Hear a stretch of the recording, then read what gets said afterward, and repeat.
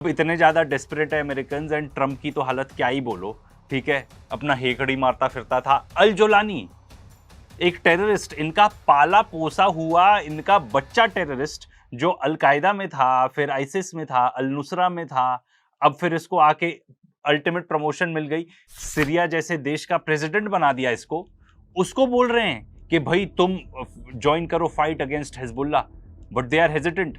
वो कह रहे हैं कि नहीं नहीं नहीं, हम नहीं कर पाएंगे, क्योंकि उनको लगता है कि भाई अगर हम इन्वॉल्व होंगे तो हमारे ऊपर ईरान के अटैक होने लगेंगे। हमारा देश तो वैसे भी क्या ही बचा था सीरिया का। एंड अल जुलानी वही है जो एक्चुअली हिजबुल्लाह के खिलाफ लड़ा हुआ है, तो उसको पता है कि भाई क्या वेट कर रहा है मेरे लिए। एंड ये भी कहा जा रहा है कि जो अरब एलाइज हैं दे बेसिकली हैव सेड कि भाई इस चीज़ से दूर रहो। टर्की का भी डेफिनेटली इन्वॉल्वमेंट रहा होगा, क्योंकि सीरिया और टर्की तो नेबरिंग है ना। इसराइल और टर्की के बीच में क्या आता है? सीरिया आता है। तो अगर सीरिया गिरता है या सीरिया में प्रॉब्लम होती है तो टर्की को बहुत ज़्यादा अफेक्ट करेगा।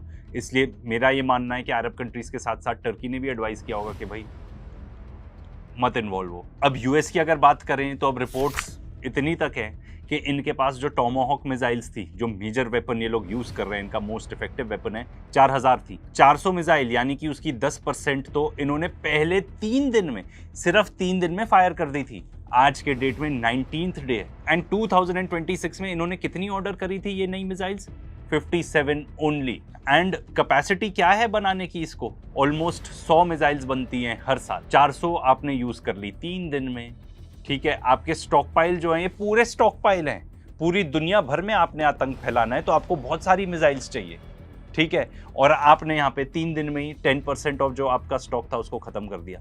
आपके बेसिस नहीं बचे यूजेबल तो एटलीस्ट, ठीक है। आपके रेडार्स नहीं बचे, जो आपकी आंखें थी आप उससे पूरा सर्वेलेंस कर पाते थे कहाँ से क्या मिसाइल लॉन्च हो रही है, कौन क्या कर रहा है। एयर डिफेंस तो साबित हो गया कि स्कैम है, एयर डिफेंस की मिसाइल्स भी नहीं बची। अब अमेरिका इतना बुरा एक्सपोज हो गया है ना, इतना बुरा एक्सपोज हो गया इस वॉर से कि अब तो मतलब सैडली इस टाइप की बात चलती है। बहुत सारे एक्सपर्ट्स ये बात करते हैं कि भाई ट्रम्प में be the one two use a nuclear weapon, क्योंकि किस तरीके से फेस सेविंग करके वो इस वॉर से बाहर निकलेगा। तो भाई ट्रम्प तब से कह रहा है कि भाई ये लोग सीज फायर चाहते हैं, मुझे कॉल कर रहे हैं, सीज फायर चाहते हैं, दे वांट टू नेगोशिएट। सब बकवास है। असली बात तो ये है कि behind the scenes Steve Witkoff जो है, जो नेगोशिएट भी कर रहा था deal on behalf of Trump, वो रीच आउट कर रहा है टू ईरान फॉरेन मिनिस्टर, उनको व्हाट्सएप पे मैसेजेस भेज रहा है कि भाई बात कर लेते हैं। इतना ही नहीं, व्हाइट हाउस के बिहाफ पे बाकी जो थर्ड कंट्रीज हैं, जो थर्ड पार्टीज हो गई basically, they are also reaching out to Iran कि भाई बात कर लो। एक और बड़ी खबर ये है कि एमनेस्टी इंटरनेशनल ने ये पाया है कि अमेरिका रिस्पॉन्सिबल है वो मिनाब में जो छोटी बच्चियों को मारा गया था, वो जो गर्ल्स स्कूल को अटैक किया गया था जिसमें 6 से 10 साल की बच्चियां थी, ऑलमोस्ट 150 से भी ज़्यादा बच्चे उसमें मारे गए थे।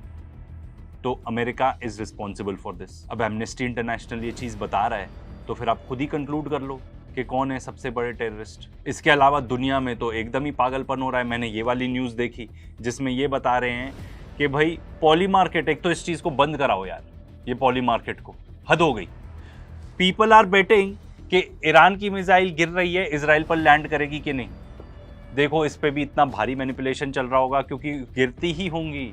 ये सिंपल मैथ्स है। मतलब ये कोई आईपीएल चल रहा है क्या? देखो the world has lost it. अब खास तौर पे जो हमारे वर्ल्ड लीडर्स हैं दे हैव लॉस्ट इट। बहुत ज़रूरी है इस चीज़ को कंट्रोल कर लेना, नहीं तो जितने जल्दी अभी एस्केलेशन हुई है ना, अभी आपको 2-3 दिन में दिख रहा है मे बी उतना ऐसा कोई एस्केलेट नहीं हुआ, क्योंकि जो नेक्स्ट एस्केलेशन होगा, अगर रिफाइनरीज पर अटैक होता है दोनों साइड पे, किसी के भी, चाहे ईरान के साइड पे चाहे गल्फ कंट्रीज के साइड पे, वर्ल्ड इकोनॉमिक कोलैप्स तय है। और न्यूक्लियर की तो अभी बात भी नहीं कर रहे।